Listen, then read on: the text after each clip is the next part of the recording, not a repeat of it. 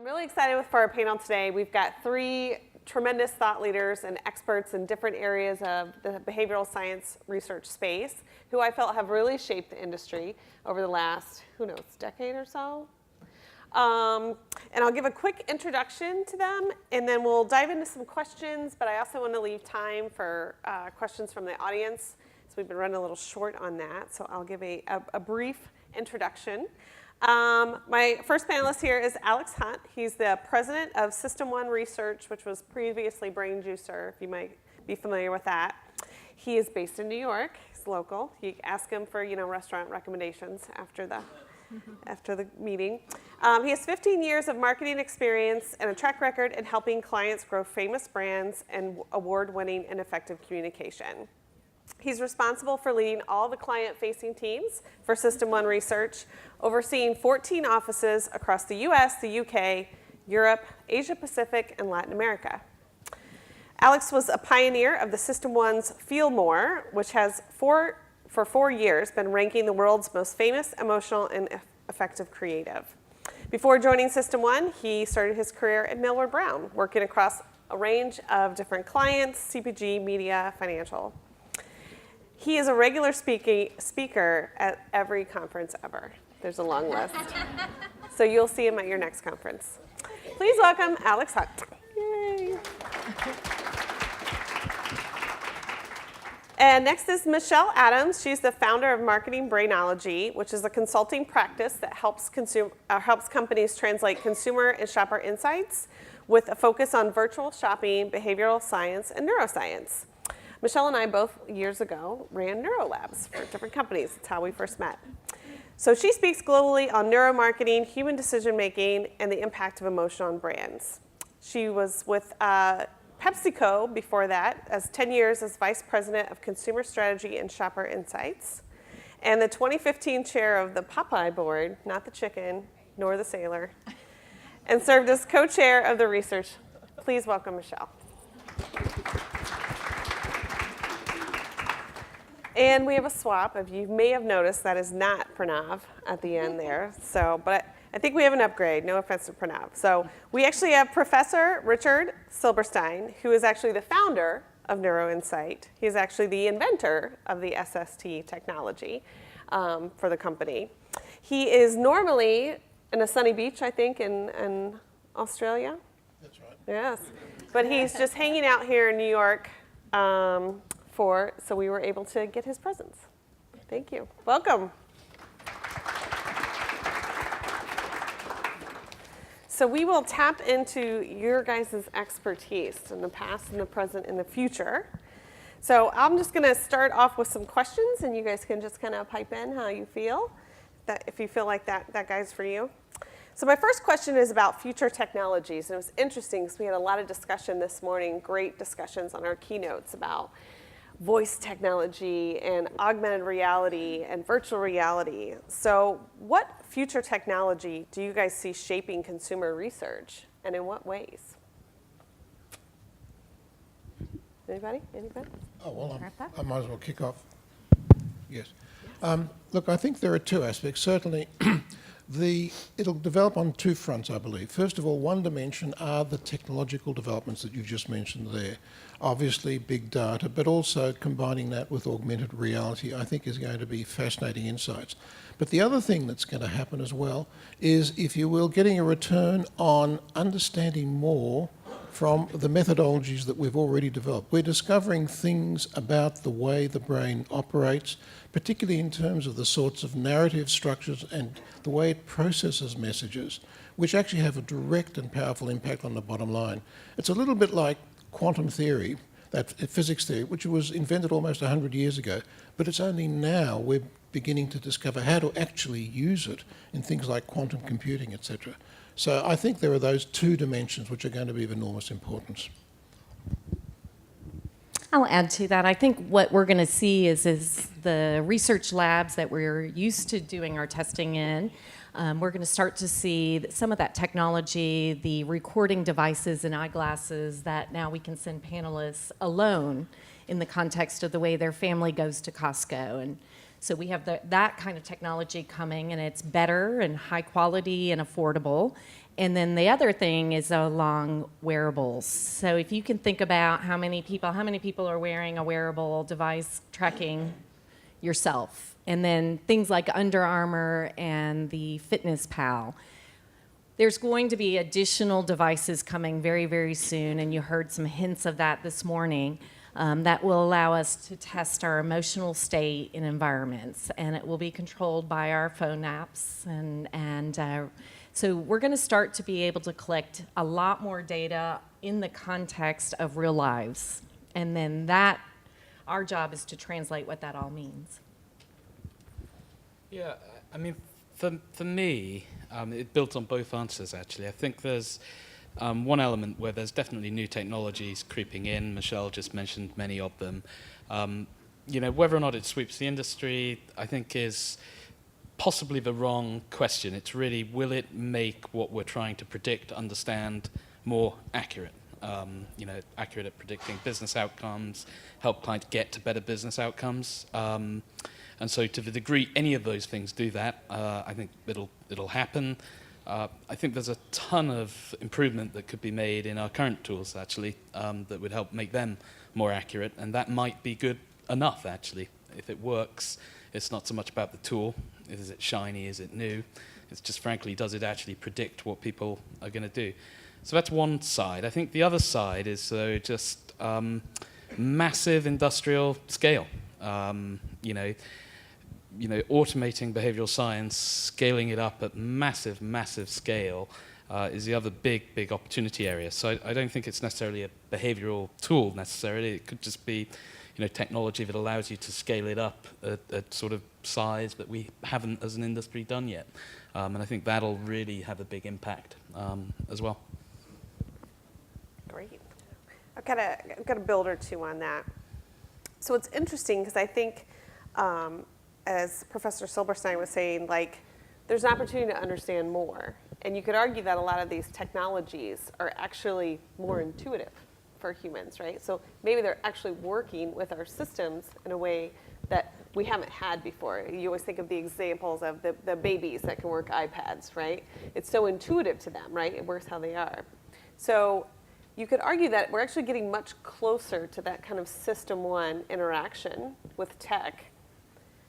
How can that help shape research differently, right? As the tech itself is getting much closer to our system one responses. Well, let me kick off again, if I may. One of the things that we've certainly seen in terms of the insights that the tech can deliver is that in many ways we've been almost blind to many of the factors which are powerfully driving our behaviour. And what we've actually seen frequently is that very little things, subtle things, can have a tremendous impact on the effectiveness of a particular piece of communication. For example, that typical supermodel pout, that look that they have sometimes of, what are you looking at? Show it. That's right. Well, the interesting thing is we looked at a study, one of a particular ad where it was just essentially this model wearing different brands, etc., that being mentioned, and then the crucial branding theme for the actual store, be it Bloomingdale's or whatever. And at that particular point, the model looks into the camera with that unsmiling look, that typical pout, and there was an enormous recoil of the audience, which were female audience, and memory encoding just dropped at that point. Now, we know from social neuroscience the direction of a stare, particularly an unsmiling stare, is actually a challenge. That's not just humans, but primates and dogs, as you know. Now, these subtle things, when you in fact talk to researchers and creatives as well, none of them pick it. It only lasted a second, but it had a devastating effect on the effectiveness. So just that little thing, try not to pout, smile at that point, made a huge difference, for example. Smile, too. Yeah. I think there's going to be this intersection. So I spend a lot of time on the consumer side, but also on the shopper side. And there are a lot of tools. Now the mannequin is recording you as you're shopping. So the amount of work being done on technology when you walk into a digital interface in a retail establishment, it's recording your facial expressions most likely and measuring, but that's all through the lens of that technology. I think where we need to bring it back home is through the lens of the actual shopper, the actual consumer. And then the piece that I was always missing in our labs when we first started with the neurotechnology was we forgot to ask them what they thought they were experiencing. And I say that sarcastically because the methodology was set up as stated research is this and non-conscious research is this. But I think it's really important to marry the two to hear what their explanation of their shopping experience was or of the ad they saw. And then to look at the measures that you see in the System 1 measurement. If I could just comment on a really important point that Michelle made, and that is the issue of asking people as well as what the technology tells you, because essentially there are two different sorts of answers you're looking at. If you will, some of the methodologies that we've developed give us a cleaner and better insight into what is actually happening. But in isolation, they do not tell you why. And the why component is also very important. Now, in some cases, the way that the study is done, the material that's shown on the screen, gives you a context of which gives you a hint as to the why. But in some cases, it's ambiguous, and you really do need to then ask as well. So I think the two really do go together. We're not throwing out the System 2 system as well. I mean, System 1 is enormously important, but System 2 does have a place. Yeah, that's actually a great bridge, and you guys all just kind of started to mention a few of the things I was going to ask about. So as people who have kind of blazed a trail in this space, you know, how do we help overcome the barriers, right, to trying this new stuff? And you mentioned a few things about marrying the two together, and accessibility is a big one, right? So what would you recommend to the practitioners and even the suppliers out there of like, how can we move past those barriers to try these new methods, to push into these new learnings that weren't available before? We'll reverse the order. Yeah. Otherwise it gets, you know, keep everybody on their toes. So for me, it's outcomes. You know, as an industry and as a practitioner, you know, hands up, I think, you know, behavioral science was very much at first, you know, this quirky, alternative, experimental thing.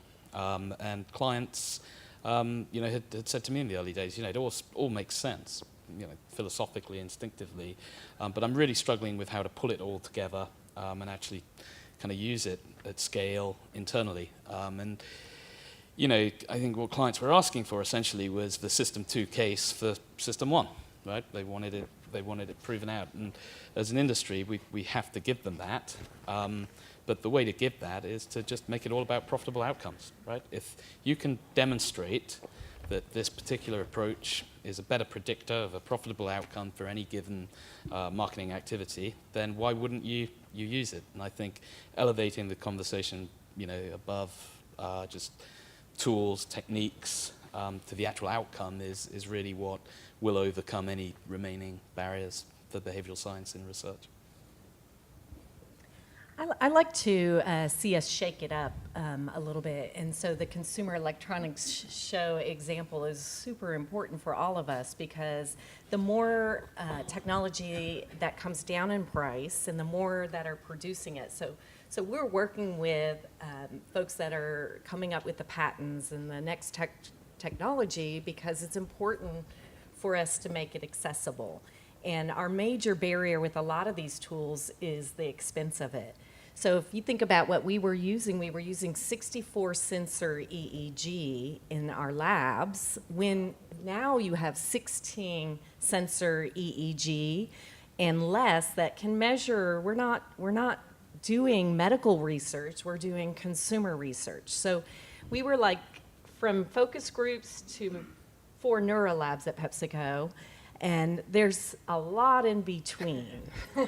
And I think the affordability and the realization that it's one of our tools in our toolkit, and this pendulum of going back and forth to the extremes is what is changing to me. Yeah. In terms of the barriers, I think the points that were made previously, I'd completely concur. But there have been a number of barriers. Certainly in the past, I would have to say that some of the players in the consumer neuroscience or neuromarketing areas have made some pretty outrageous claims which really haven't been backed up. Now, there's been a shakeout in the industry some time ago, and fortunately I think that is far less the case now. The players in there now are actually delivering. But what the crucial issue is, as was mentioned there, delivering actionable insights, things that can actually make a difference to the bottom line. That's in fact what the clients are looking at now. In the past, they may have been romanced by brain maps and coloured images, which look terrific, but at the end of the day, what do I do with it apart from being able to say I'm a thought leader in the area and have done some interesting research? It's now very much more pragmatic. To a lesser extent, and I speak from the UK and elsewhere, there is still a significant degree of conservatism within the market research industry and insights industry as well. Let's face it, people are comfortable doing what they're used to doing. And this really is disruptive as well. But I think that's changing also. Yep. Christy Zulke actually talked earlier this morning about how we need to try to embrace being kind of champion and leading up that. So I wanted to leave time for questions from the audience. So thought now would be, there's the place for system one approach when it comes to what we think of as system two decisions. So for example, a major technology purchase by a business or a house if you're in the consumer space, which require a lot more thinking and analysis on the part of the end user. Well, for me, and it won't surprise you with the answer, but it's paramount. And the idea that even in business there are lots of system two decisions, I think, is false. And just an example. I mean, it's an old example, but many of you will remember the Unilever Real Beauty campaign. It's a very old campaign now, but the way that they sold that campaign into Unilever's board, which, as you would expect, is very white, very male, very middle class, wasn't through stacks and stacks of System 2 information. The team that put it together from Ogilvy had all of that. It was all in the appendix. They didn't use any of it. What they actually did was go out and interview, unbeknown to the board members, the daughters, grandchildren, and actually, believe it or not, in some instances, great-grandchildren of the board members, and ask them for their opinions on beauty, and actually play a sort of video of them in the board meeting. And from what I've been told, there wasn't a dry eye in the house. So, for these big decisions, I think we have this inclination, because we're all business people, and it has to be serious, and it has to be very thoughtful and considered. Not true. We post-rationalize it, but it's not true. It's a lot driven by System 1, as our day-to-day lives are. So. We find, again, I think there's a place for System 1 and 2 in the same kind of research, and I think by category does matter. When you have things that are happening habitually, and they're the same decisions you make in the grocery store and the same list that you're doing, you're probably operating off System 2. It's the brain's shortcut. But there are categories where there is guilt, and I'm not going to write it down. And those tend to be a lot of categories from those of us in the room are familiar with. So when you're dealing with something that's guilt, there's guilt in all categories. I shouldn't spend that much on that appliance or on that technology. I have to save for the kids' college education. So whether you state it or not, there's conflict in almost any decision to buy. And so I don't think you could ever find a category that is purely logically based. But if it's more familiar, it's more habitual, and then that one is a little bit more predictable, System 2. The only thing I'd just add is a study done by Antonio Damasio where someone had brain injury, so they didn't have the emotional information available to them which we normally also have to make decisions, but they could make rational decisions. And this person was in front of a series of different toothpastes in a supermarket, and he could not make a decision of which one to select because he would logically go through each benefit and then the next one and then the next one. But what about that one? What about this one? He didn't have the emotional thing to go, I'll just go straight for that one. So it is important. Looking to the future, I had a question about innovation. I think we can all probably generally agree that innovation is one of the huge drivers of growth for organizations, so it's pretty important. But when you look at innovation by definition, it's something that's really new and tends to be unfamiliar. And I think we've all read from Malcolm Gladwell that people are kind of hardwired against things that are unfamiliar or new, and thus innovative. So my question, my worry, is do we have the right tools to recognize innovation that people might not initially appreciate, but down the road appreciate? Like, for example, Seinfeld bombed in its research study for its pilot episodes. And had it not been for a bunch of reasons that don't really matter, would have been in the garbage can of history were it not to have had some patience. I remember people bitching about, like, every time Facebook early on would change their user interface, and then it was like we were all of a sudden in love with it. So how is data overcoming that innovation gap? What is being innovated in a way that's unarticulated are hacks.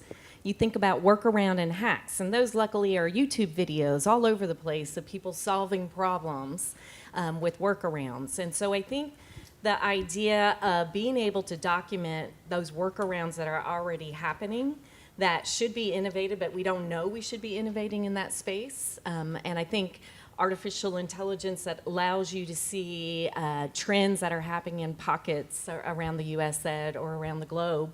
But I definitely think there's a lot of clues out there on YouTube videos and in social media right now. We're going that way. Sure. You know, I mean, in innovation, you know, people can't necessarily predict what they're going to go out and buy tomorrow. So having them project forward, you know, whether or not they think something's going to be successful in the market as a whole, you know, some sort of projective questioning technique. I mean, that's proven, validated to be more accurate than some of the conventional approaches. You know, it's widely accepted now. Is it perfect? No, definitely not. But I think it's much, much better as a proxy. I think the other sort of point around, you know, just innovation. You know, you mentioned people don't like what they're not familiar with, and I think you can sort of almost apply that point to the market research industry on steroids, in essence. You know, and what the market research industry hasn't really spotted yet is that the access that it once controlled to the consumer, you can't talk to the consumer because that's market research's responsibility, is now completely eroded, right? Technology has eroded that, and frankly, anybody can go and connect with consumers. It might not be very good by market research standards, but they can go and do it. So I think for me, you know, even as market researchers, we're not very good at spotting what the innovative threats to our industry are. And you know, it's a slightly different question, but I think you know, my perspective on that would be we need to take a look at that as an industry and predict forward and improve the rate of innovation in our own services. Yeah. Just to add on to that, sometimes it's not an innovation problem, it's a business model problem. So how many people in the room have launched an amazing innovation that was before its time? Yeah. Right? And so at some point there's a tipping point, depending on the industry you're in or the business you're in. A lot of times if you're in CPG, you got a year, right? And if you don't hit that run rate in a year, that kind of innovation has failed. But in reality, if you look at other more startup businesses that aren't held to that type of standard, and they can have 5-6 years to get that run rate going, and then by the time it hits that tipping point or radar, it seems like this huge innovation, but it had kind of been building over time. So sometimes it's just a little bit of a distance between what innovation success looks like. Oh, the only comment I might make briefly is based on one of my research interests, which is the neuroscience of creativity. And the interesting thing is that there are, in fact, two major brain processes involved in the creative process. There's one region called the default mode network, which is a network of regions in the brain that is literally generating new ideas all the time. The moment we think of a problem, it starts putting various ideas together very rapidly, and you're not even aware of it. It's an unconscious process. Simultaneously, there's another part of the brain, the left frontal part, which is the sensor. And as each idea comes up, it decides, is that worth considering or not? And as I said, this happens very rapidly. Now, in many ways, you can have a situation where you become more creative because that sensor is damaged, and so all sorts of ideas, good, bad, and others, get through. But in many ways, the role of the sensor and the creator is very analogous to the System 1, System 2 that we've talked about earlier, where System 2, the deliberative thinking. So when you ask people questions, you're really tagging that sensor part, which may in fact not have a clear insight into some of the more emotional drives, which in fact can eventually come through with association. So that's my only comment on that. That's great. I think we have time for one more question. Right? Yeah. The question is, how do you use System 1 thinking for lengthy decisions you might need to make, like choosing a profession or dropping out of college? Can I add that one? Because there's an interesting cognition test that combines, so it's being sold into entire states. I'm not associated with them, but it's called U-Science. And I had my older sons take that. One's in college and one's still in high school. And then because we hooked them up to an EEG during the hour and 15 minutes of taking the test. And what its premise is basically it's looking at how your brain is thinking during a hard task. So you can hypothetically now start to break down the task, and that at the end, for I think it's $29.99 that you can buy this test online. It'll match you to how your brain thinks naturally and what its natural gifts, and then it also has interest. And I think that's kind of what I think we're trying to get at, is that there's going to be this combination of how your brain thinks, which is what you just described in innovation, and then what you say. And I think, that's going to be a gift. Luckily, it matched my son's, current major, which was a relief for me. I mean, people have different predispositions in different directions, right? And some people are very analytical. I'm sure many of you in the audience or people you've worked with, and some people not. I think that to the question, System 1 plays a governing role in our lives, regardless of decision. And probably the best example of that, I was talking to this group of accountants, and there was just me in between them and cocktail hour at the end of the day. Although I'm not sure with accountants that the cocktail hour was going to be up to much, but notwithstanding, so I sort of just binned off the presentation, and I just said, look, just a series of questions for you. How many of you drive a car? And about 99% of the audience put their hand up. So how many of you can do a cost-benefit analysis? And all of them put their hands up because they're accountants, right? That's what they are by trade. How many of you did a cost-benefit analysis before you bought the car that you currently drive? And about 3 or 4 of the saddest people in the front row sort of put their hand up. And the rest, didn't. And, you all have the skill to kind of go through that System 2 process, right? But for the second biggest purchase that most people will ever make, very few people, even those in that profession with the skill, didn't go through that process, at least not explicitly. They may well have done in their mind. And so the sort of System 1 element plays a massive, massive role. Is it absolutely everything? No, but for us, it's a governing principle of how we should be thinking about how people make choices and decisions and how we're going to affect those as marketers. Great. Did you have anything? Blinky light says we're out of time, but if you want to, you got to. No, I don't. All right, great. Thank you very much to my panel.